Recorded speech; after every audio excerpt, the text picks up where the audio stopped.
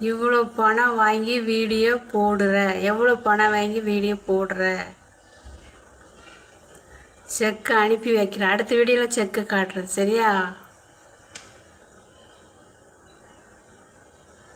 இது இப்போ தேவையா சொல்லு. இந்த லட்சணத்தில் லைவு வேற.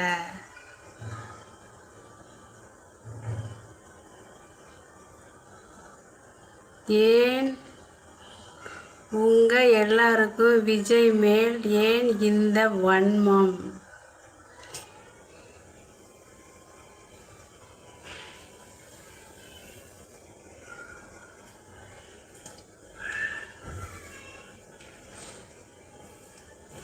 டிஎம்கேவை கொத்தடிமைன்னு சொல்லி உங்களுக்கு சொல்கிறீங்களா? அப்போ உங்களுக்கு ஏன் அவ்வளோ வன்மம்?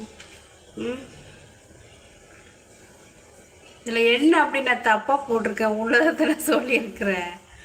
சட்டசபையில் என்ன நடந்துச்சோ அதை சொல்லியிருக்கிறேன், அவ்வளோதான்.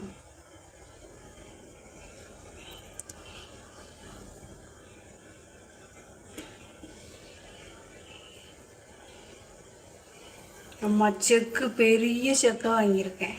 அடுத்த வீடியோவில் அந்த செக்கை போடுறேன், சரியா?